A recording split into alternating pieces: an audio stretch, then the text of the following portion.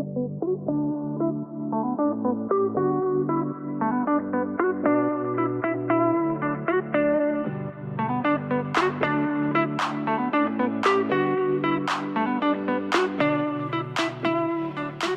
you ever invite people to a party and you hope that like half of them will say no because you're like, ugh, I had to invite like all these people, but I don't actually want to like host that many people. So you hope that like the rule applies that like 60% will decline the invitation. Do you ever do that? All the time. Yeah, Emmy's No. birthday's coming up. And you wish that half the people would show up? I wish, yeah. Like it's like I love her sweet little friends, but like 13, And 9-year-olds. there's a lot of them. That's a lot. I've had the same thing with, like, believe it or not, like sometimes with student ministry events. Oh my gosh. Because sometimes it's just so much easier when there's just a small group of you and you could just chill and hang out. And so there's been times where I'm just like, oh, I hope not many people go. I kind of wish this is just a small group of us today. I feel like that on on Sundays I really don't feel like that at all. I'm like Sundays I am like always worried that no one's gonna come. You know, it's like the fear of like you host a party and that no one shows up. You know, it's like no one's gonna come to the thing that I am planning. So it's like that fear is like every single Sunday. I'm just like, what if no one comes? What if no one shows up to church? Thankfully, that hasn't happened yet, but there have been some pretty low Sundays. No, the thing I've heard is the only thing worse than nobody showing up is one person showing up. Because then you have to entertain because I've been in situations like that with for a student event or something. One student shows up because then you feel so bad. You can't cancel it at that point. Yeah. Which I think I have, but you feel so bad they for just that walk in one and you say, student. Go home. And then it's just a bad look where if just nobody showed up, then it's Right. like, okay, well I could just sweep this under the rug. You're like, all right, we'll just move on to do something different another time. I would say that hasn't happened in a while, but it is awkward when it does happen. So, Always. Well, I hope you have a house full of kids, full of laughter, bathroom, all the bathroom RSVP'd, yes. breaks, Oh, and, gosh. and just they get too much. You figure out that there's too much caffeine and sugar Dear being God. passed around. Help So us it's all. Well, hey everybody! Welcome to the Next Day podcast. The next day on your discipleship journey, I'm Chad. I'm Christy. And here we are. And All right. that's it. That's it. It's just us. I know. We haven't had a guest on in a while, Just I the guess. two of I us. guess. Is that a Demon Hunter song? Actually, no. I think that's like a reference to some other song that I Or don't you're not know. thinking of just the two of us, I don't you know. and I. I don't know this song. Okay, But yes, that's it the song. is. That's It's the just the song. two of us today. Yeah. Well, this is the podcast where you get to hear us talk about the next day because maybe yesterday when you're at one of our worship services, you got to hear our sermons. So maybe you get to hear Christy in the Element, Carl at West Campus, and Preston in the traditional service. And it was a very special day, which we're going to talk a lot more about because it was All Saints Sunday.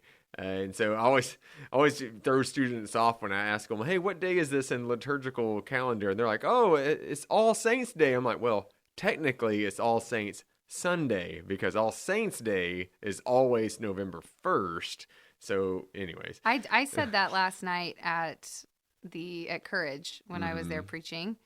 And I took that straight from you. I was like, All Saints Day is actually the day after Hallows Eve. Yeah, All Hallows Eve. But before we get to that, let's get to our icebreaker. And you know what? Let's just talk about what are some things that stood out to you from what was your Halloween like? Let's just talk about that as our icebreaker. Like, what was 2025 Halloween like for y'all?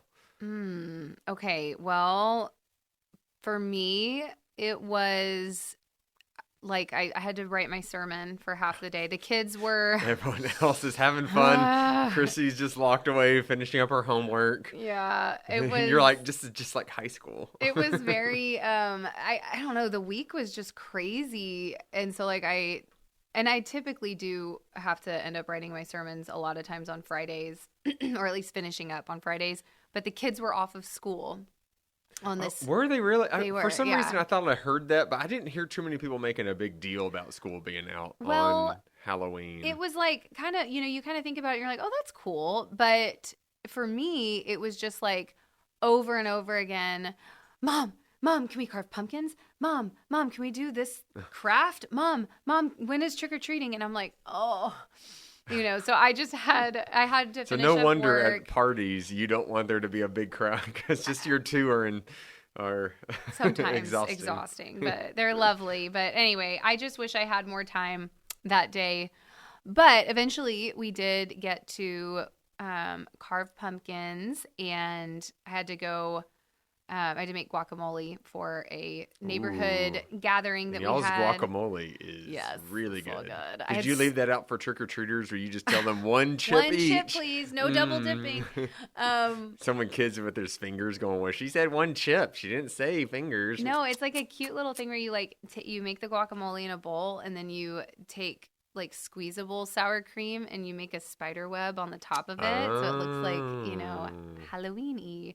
But anyway, made guacamole for our little neighborhood get together, and then the kids we had chili at my neighbor's house and with a bunch of other neighbors, and then we all went trick-or-treating together, a big entourage of parents and kids, and that's always a lot of fun. It's just not Halloween without my neighbors. So. Yeah, and it's good trick-or-treating in y'all's neighborhood?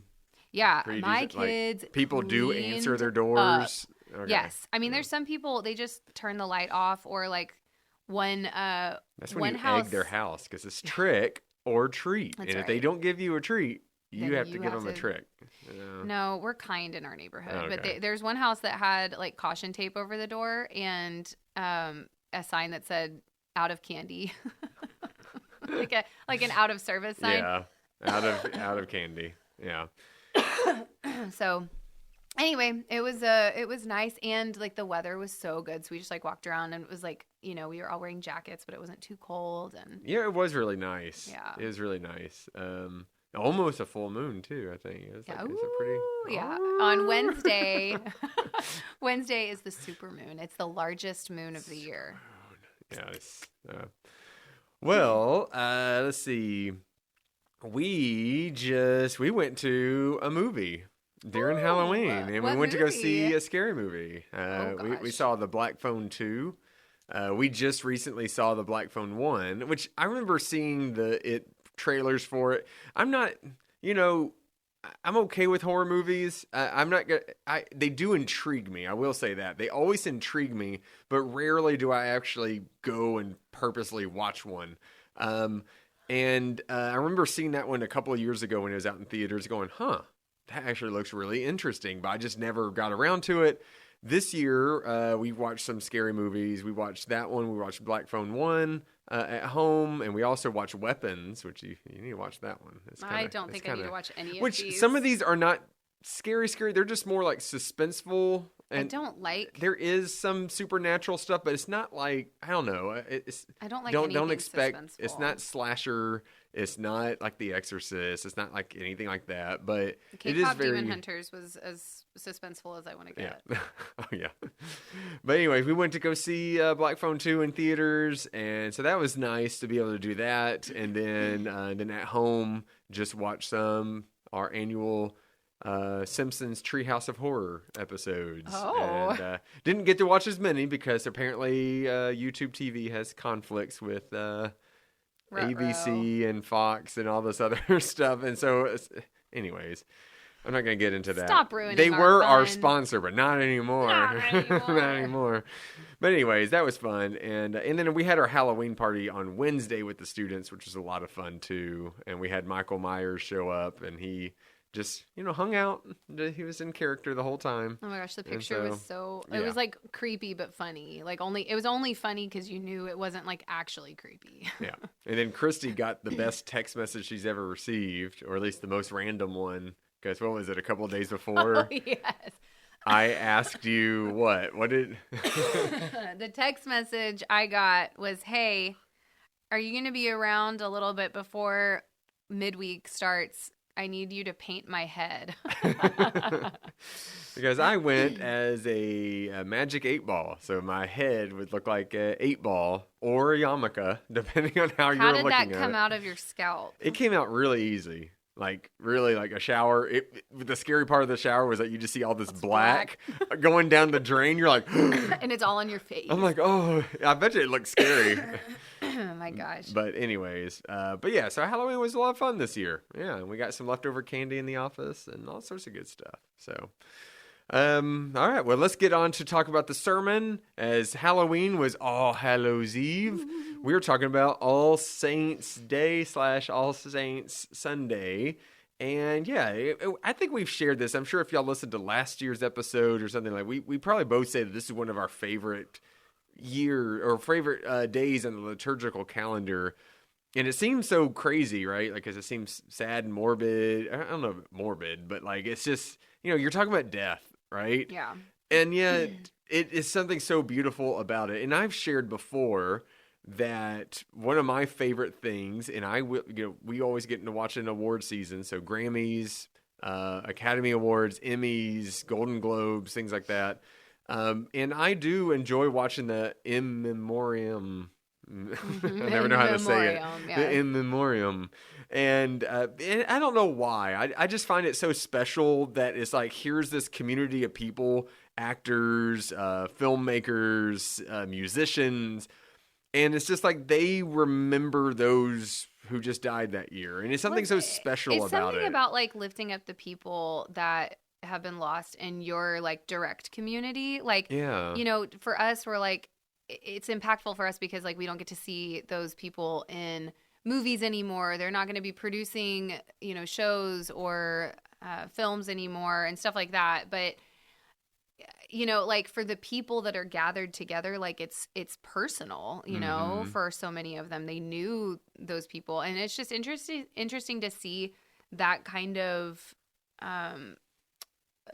honor being made in all of these different types of communities. Yeah. And it just reminds you of like the humanity, right? Of like all of these different people and all of these different walks of life. No, and that they all matter too, because here's the thing, like, you think of like, okay, so the Grammys one, right? Like obviously they have the big names, like I'm sure the year Michael Jackson and the year, I'm trying to think of other, Toby Keith, and then some other people like bigger. Toby Keith died? I think so. No, he did not. I think he did. Did he really? I think so. Yeah, I think that was a big deal. Oh my gosh, he did. Yeah. Last year in February 5th. And like the year that Prince and all. So yeah, you're like really. Oh my gosh, I just didn't know. Yeah. Wow. I'm sorry to break the news to you. Dang. But like obviously there's big names, but like when you see the Grammys though, you'll even see a concert violinist.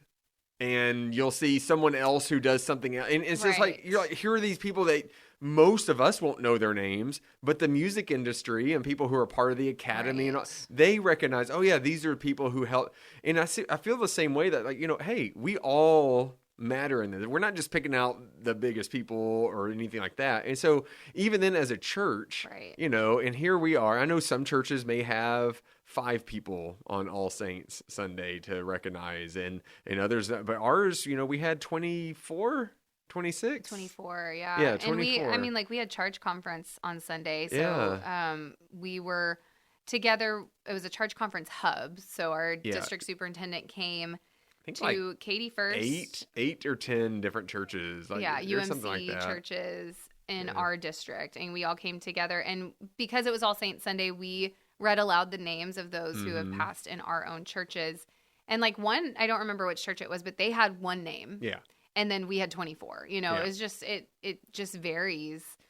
And how each of these people, like some people in our congregation knew a name very well. And some people may be hearing that name for the very first time. Right. And then they hear someone else's name and they recognize. So it really is like this, hey, they are a part of this. All these names here are a part of our family, and we are recognizing this. We know God has been at work in their lives, and we have witnessed the Holy Spirit in their lives. And we want to remember that today. Yeah. And tears were shed. I'm sure there's plenty of laughter as well, just remembering stories and all this. So it's always just a special Sunday. Yeah. Yeah. No, it's a beautiful Sunday. So I always try to, make it not just like a totally somber. Like, you want to have joy, you want to have a little bit of laughter. It's not just like a sermon where I'm preaching like bum bum bum bum. That's how you sound. That's how I sound. No. But I will say that I like told a joke. It wasn't like a joke, but like I put something specifically in my sermon to like be funny, to like create a little bit of like, oh, ha ha, kind of chuckle. Nothing.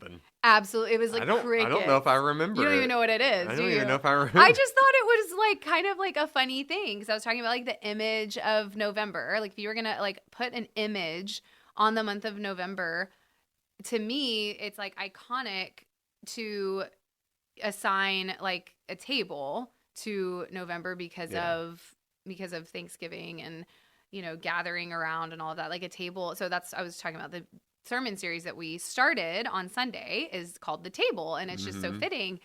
But I was like, and you might think that it's the like turkey with the pilgrim hat on. Oh. Nobody reacted at all. And I was like, did I like fever dream a turkey with a pilgrim hat on?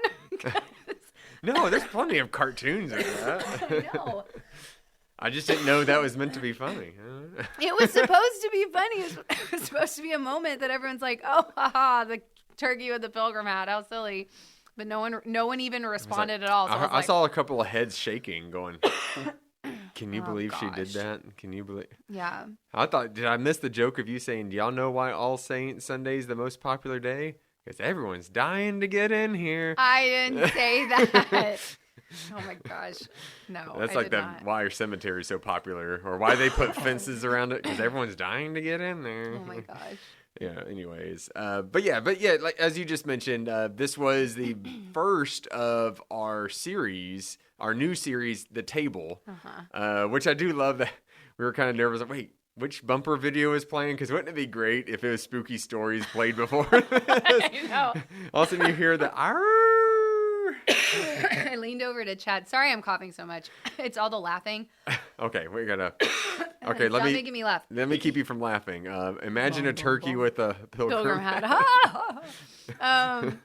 Anyways, I leaned over to Chad and I was like, "Hey, can you go check with the AV team? We had some like technical difficulties. I was like, can you go check and make sure it's the right bumper video that we got the new one in?" And he just you gave me a look like, "Oh yeah, like that would not go well." All of a sudden you hear that, and then it's like, all right, for today's All Saints Sunday, everybody. Yeah. And so, yeah. That would have been interesting. Yeah. Anyways. But your scripture, so the scripture across all the campuses was Hebrews 12, which is a pretty popular one for this. And so just tell us a little bit more about your sermon for this. Let me cough again real quick. Sorry. Anyways, I've done a lot of talking over the weekend. So, yeah, Hebrews 12, it is really popular. We preach on that nearly every All Saints, maybe with a few exceptions. But it's the passage that says, since we are surrounded by so great a cloud of witnesses, let us lay aside every weight and the sin that clings so closely, and let us run with perseverance the race that is set before us, looking to Jesus, the pioneer and perfecter of our faith, who for the sake of the joy that was set before him endured the cross, disregarding its shame, and has taken his seat at the right hand of the throne of God. So I started talking about this in context of like the table series that we started. This doesn't obviously like mention any kind of table, but just having this on All Saints Sunday and, starting this sermon series about the table, it's just this really beautiful image to me when we are in our communion liturgy and we talk about like feasting at the Lord's banquet and, the being with the saints all gathered together at the Lord's table. It's just this really beautiful imagery, I think, for All Saints Sunday. And when we talk about being surrounded by so great a cloud of witnesses, that when we have these on this side of eternity, those of us that are living on earth, that we are, we have these gatherings around tables this time of year. And when we've lost loved ones, there is like a very felt emptiness at the table. And so it's like just there's like an empty chair. Yeah. Yeah. So there's like this, I think just tying in the table with this Sunday was really special to just kind of bring a little bit of that hope that like those people that have gone before us are, still with us, and even in spirit. And like as we gather around tables, like those are sacred gatherings where we are connected to all of those who have gone before and all of that. But I started talking about this when I started writing this sermon, and I was like saying how I think of a table and the gatherings, and I'm literally just like going through like this montage scene in my head of like happy times and like joy-filled conversations and laughter and like clinking wine glasses and like smiling faces, and everything is like fall colors and all this stuff, and like the table decor is perfect, and I'm like realize I'm envisioning something that like is not actually real. Yeah. Or in movies, or that's like in those medication commercials. Everyone's just so happy. Everyone's happy. That's what I said. Just... It's like a Folgers commercial. Like, is probably what I'm actually envisioning in my mind. Because I don't know about you, Chad, but like my family table memories from childhood were chaos. Like there were happy. I mean, of course, there were like happy times at the table and stuff like that. But like, just I remember as a kid, I grew up and actually hating Thanksgiving because it was just, to me, I associated that day with like all of these people in my house that I wanted it to just feel like what you see on the movies, or on commercials. But it when reality was just like messy, and like people were arguing. Yes, like there was crowded, and some people you probably didn't know, like even though they're family, you may not know them the best. It's like you see them like once or twice a year, and then like I remember as a kid particularly feeling really like lost in the mix of it all, because like I wanted to help, but it was like, no, we're on a time schedule, and like you be too slow at this, or whatever. It was like just a lot of stress. Or the kitchen is like, get out of the way. Yeah, so a lot of like me just hanging out in my bedroom, or like finding something to play it with outside, and usually like my grandpa would always find me and my sister, and we'd always hear some war stories. So I do have that memory, and so like there's good memories mixed in there, but in general, I'm like Thanksgiving was like not my favorite. And to this day, it's like I struggle sometimes with it, I think just because of like the association. But like I want so badly to have like that beautiful, gathering. And I've had things like that definitely in the past. Well, if but you could figure it out. It's like you have to drug all the food so everyone's like pleasant. Like, oh. I've actually learned a really great secret it was particularly for my side of the family. But we need a snacking plate, so like a charcuterie board and something like that out, and serve the alcoholic beverages earlier, and then everything's fine for the most part. But we have a smaller gathering these days, so because a lot of family have passed or moved away, and we just don't see them anymore. So I just talked about how like the table is always messy. Yeah, because you said like around the table there could be lots of emotions and all sorts of stuff, and and like when you lose someone you love, like you bring that messiness to the table, right? Like it's every time you sit down and gather together, it's messy. And I realize now, like when I look back and I'm like, oh, I hate Thanksgiving, like I don't want to have like the gathering. I still do it.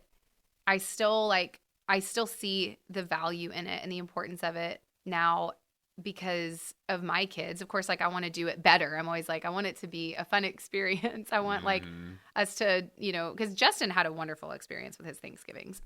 But now like our families Just are, imagine his whole family gets together and they all play music and they're on the Yeah. patio just playing music together because No, they're it's like not all like- musicians. it's not and- like that. Okay. So- No, there's a lot of kids and it's very chaotic. yeah. Okay. But anyway, I realized that like all of those people continued to show up as they could, like as able, but continue to show up through the messiness every single year. And like the way that made their memories, like my memories of them, like I have the memories of them because they showed up, Yeah.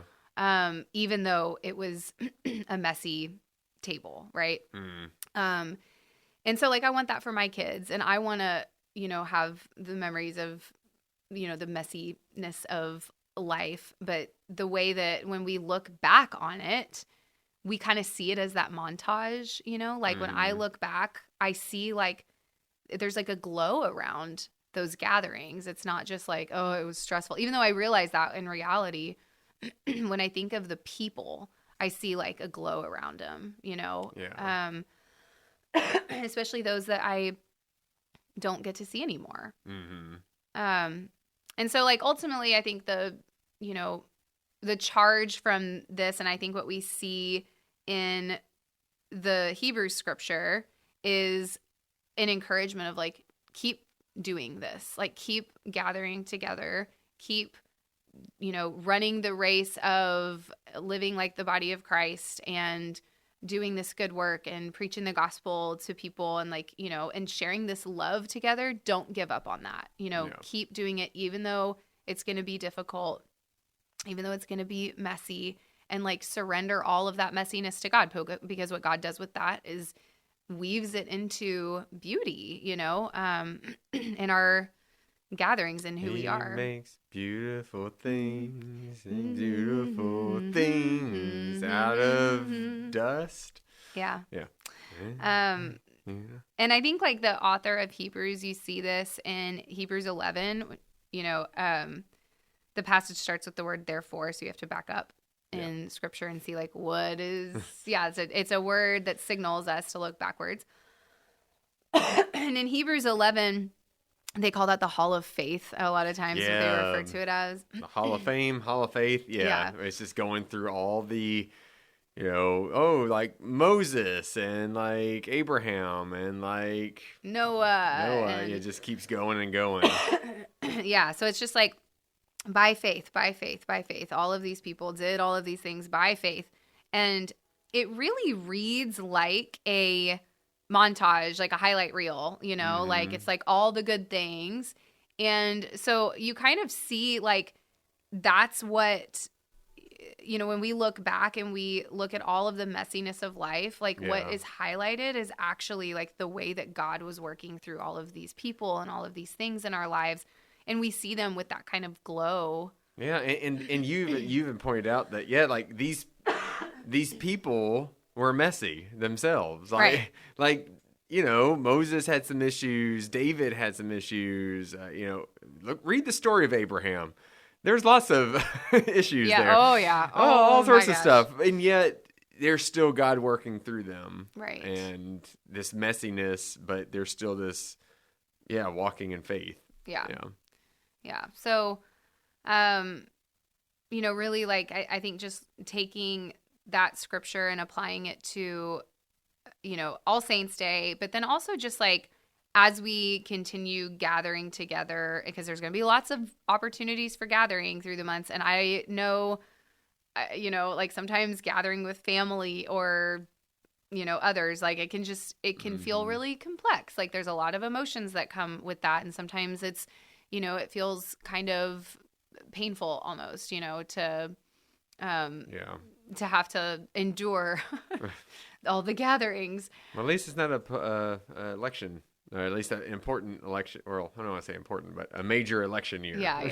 Oh, gosh, I know. Let's count our blessings. And so anyway, you're going to gather around a lot of messy tables in the coming months. And, but to not give up on that, like to continue to do that and find other, if you are in a new place or you've needed to, remove yourself from maybe it's not beyond messy. It's like a toxic situation or something that you have another table to come to. It's also going to be messy. Like we're going to be at these like very imperfect tables, but knowing that like we are part of this family that is so much bigger, and that, one day we all, in all of our messiness that we will leave behind on earth, is all like woven together, and we get to see it all in its totality and wholeness. And we get to all sit together at a crowded table in heaven. So I think it's a really good image and encouraging for all of us. Yeah, it's really good, and especially, and I'm sure each and every one of these sermons for this thing is going to make us like look at communion maybe just a little different too each time, and because that like we're all messing it, we're all coming to the table, and so that even right now it's this little glimpse of heaven of whenever we all receive communion, and we don't know what's going on in people's lives, what they've done, what they're going through right now, and yet we're at the table together. Yeah. And so that's something that's so beautiful about that. So, but so All Saints, very special. As we said, like really, like we saw some tears being shed, and some of these people who have died, some of them were last year, like in November, so it's been a whole year. Yeah. And some of these have happened in the last couple of weeks. Yeah. And so very, very recent. And so it's kind of a mix there, but it's still a very beautiful service. No matter which venue you went to, and no matter which sermon you heard, it was really, because I know Carl had a lot of great things to say in his sermon, because we got to hear some of it as he was kind of prepping for it, and there's all sorts of great stuff too. So, all right, well, let's get to our ministry shout out. And so we just want to shout out to, this is something that's happening right now. And it's, Katy Christian Ministries here it's here in Katy. It's one of our ministry partners. They do all sorts of things for the community. And I mean, yes, they have a food pantry, which we'll talk about, but they also have a furniture bank, kind of like a place where it's almost like a thrift store, and they have a lot of furniture for people who just need to buy something on a cheaper rate. But they also offer all sorts of social services. And I don't think a lot of people realize that. Like they have all offices of offering services to people for a variety of needs, counseling, helping them with any sort of financial assistance and other things like that. But then they do have their food pantry, which I think most people kind of are aware of in the area. And so we are collecting food right now for them for I forgot when, like it's going to be due here in the middle of November, right? Yes, because it'll be before Thanksgiving, so that the food is delivered and ready for those families by Thanksgiving. Yeah, and so we're asking for help and they've asked us specifically help with stovetop stuffing, kind of like the pre-made kind of box mix of stuffing, which I will say I've always loved it.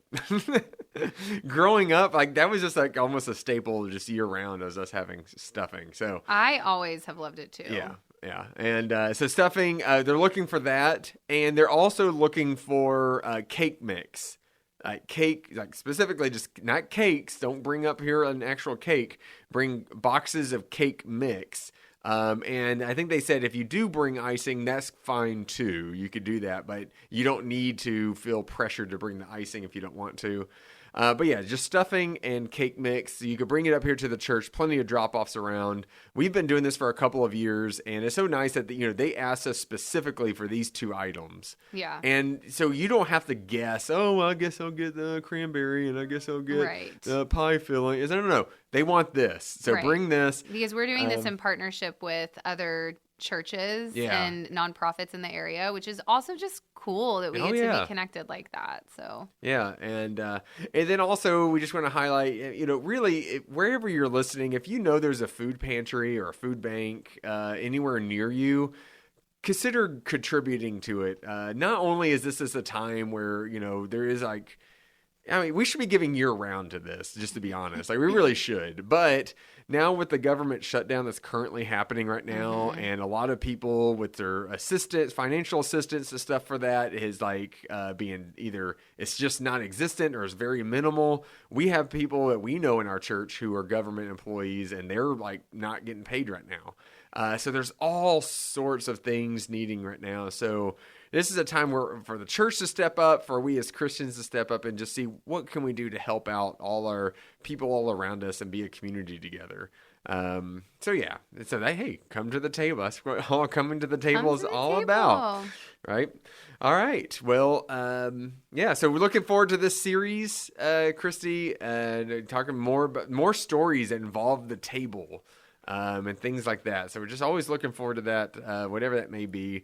And we're in November pretty soon. It's going to be Hallmark Christmas movie. I'm so ready. Actually, it's already playing. I think they're already playing it. I almost put my Christmas tree up on Sunday, but I didn't have enough time. I think that's going to be my poll question on Sunday. I'm going to ask who already has. Some the people really do. Like, all right, Halloween's over. Boom, Christmas tree. And some of our students said it's already up. November 23rd, we're going to be decorating the campuses, across the board. We're getting decorated for Christmas after church on Sunday, Sunday. So I'm so ready. Nice, yeah. All right, well, we hope you can all join us next week as we continue in this series. And thank you for listening to the Next Day Podcast. See you next time.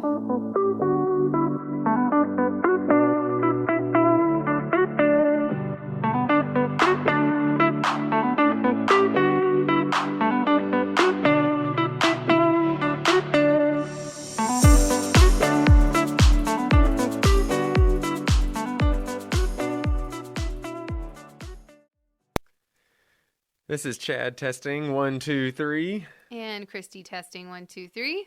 Christy testing. What, closer? Louder? Oh gosh.